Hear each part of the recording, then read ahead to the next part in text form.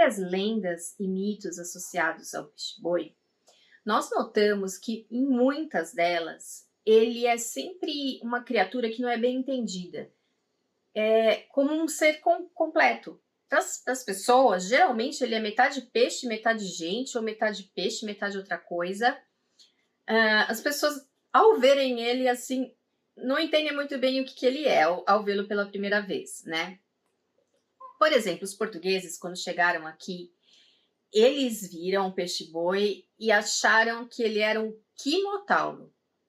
Um quinotauro é uma criatura mítica, né, que está presente nas crônicas de Fredegário, que seria um animal metade touro, metade peixe. E faz sentido, né, porque ele pasta nas águas e tudo mais. Agora, cara de touro, eu não sei aonde que eles viram. Mas, enfim, esse quinotauro, ele seria uma mistura do rei Netuno com o próprio Minotauro e teria 5 chifres, sendo que 3 seriam o tridente de Netuno e 2 os chifres do Minotauro. Outra associação que sempre se ouve, né, é uma lenda bastante conhecida, é a associação dele com uma sereia. Precisa ter uma imaginação forte, né? Mas as sereias, elas são entidades mitológicas que estão presentes no imaginário europeu por muitos e muitos séculos, né? As primeiras imagens de sereias, umas das primeiras pelo menos, podem ser encontradas na Mesopotâmia, né? Com homens, com metade de corpo de homens, metade de corpo de peixes, mais ou menos 5.000 anos atrás. Então é um arquétipo que está no imaginário do europeu e do asiático há muito tempo. E dizem, né, inclusive estaria nos diários de bordo do próprio Colombo, que quando eles viram o peixe-boi pela primeira vez, eles acharam que era uma sereia. Inclusive uma sereia muito feia. Disseram que ela não era tão bonita quanto diziam. Bom, né? Enfim. Aqui no Brasil, também, nós temos uma lenda dos índios Maraguá, da Amazônia, que dizem que havia uma época em que todos os animais falavam como os humanos. E nessa época, houve uma grande guerra entre os indígenas e os peixes das águas doces. E essa guerra nunca acabava. Aí o grande deus Monang queria acabar com essa guerra e chamou seu filho e perguntou para ele o que ele fazia, o que ele poderia fazer para ele dar uma ideia de como acabar com essa guerra. Aí o Assiri, seu filho, disse a ele, olha, desce lá no reino dos peixes e fala com o chefe dos peixes, que é o Guaporé. Aí Monang foi lá e conversou com o Guaporé e disse assim, olha, a filha do cacique da principal tribo aqui, ela vai ter uma cerimônia de escolha de seu marido amanhã. E eu quero que ela escolha você. Eu quero que você se transforme em um humano, que você vá para lá, para ela se apaixonar por você, porque daí vai acabar com essa guerra. Ela casa com um peixe, pronto. Homem e peixe não brigam mais. Aí o Guaporé falou, tá bom. Então, no dia seguinte, ele saiu do rio, se transformou em um humano e foi até a festa da Panambi, que era a indígena que ia escolher o seu marido. Entre muitas coisas, quando ele chegou lá, ela logo se apaixonou por esse indígena que ela nunca tinha visto, esse homem misterioso, e escolheu casar-se com ele.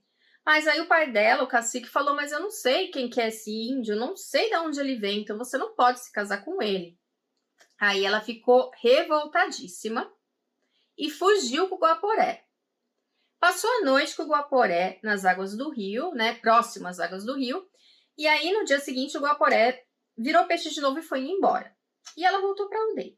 Só que ela estava grávida. E quando ela descobriu que ela estava grávida, ela fugiu novamente.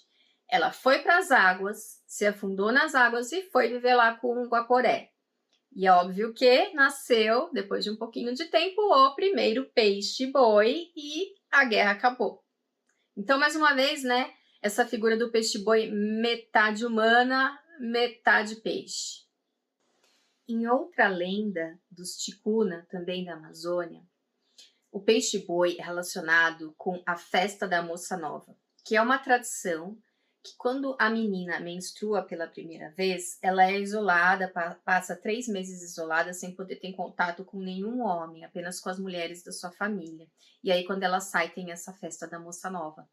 Então havia uma dessas meninas, né? E quando ela saiu, o pajé estava desconfiado de que ela não ficou direito na reclusão como ela deveria ficar e que ela estava se encontrando escondida com um outro menino da tribo. E aí, para castigá-los, né, por eles terem feito isso, o pajé pegou os dois, jogou no lago e jogou uma gramínea em cima deles, que é uma vegetação que os peixes-boi se alimentam, e enfeitiçou esse casal. Daqui um tempo, esse casal se transformou em 2 peixes-bois e é o casal primordial de peixes-bois. É muito interessante nessa questão, porque o peixe-boi é muito, muito sempre ligado a um humano, a uma sereia, algo assim. Faz a gente pensar por que ele tem esse fascínio, né? Exerce esse fascínio para as pessoas, né?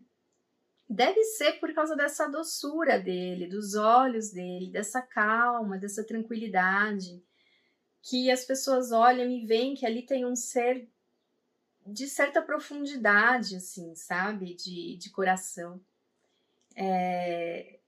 E que não pode ser um peixe. E também a gente tem que pensar que essas pessoas que habitam o interior da Amazônia, né?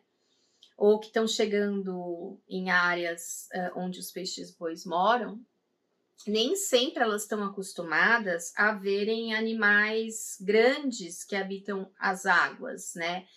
Como cetáceos, por exemplo, como baleias, golfinhos. Os indígenas aqui provavelmente nunca tinham visto um golfinho. Então não sabia que esse tipo de animal poderia existir, né? Havia o boto cor-de-rosa, mas o boto cor-de-rosa também é uma coisa que eles entendem como meio humano, meio peixe. Às vezes ele se transforma em humano e tal. Então, a gente pensa sobre isso, né? Sobre esse fascínio que esse animal causou nas pessoas, a ponto delas acharem que ele era metade ser humano. Ele deve ter algo realmente muito especial dentro dele.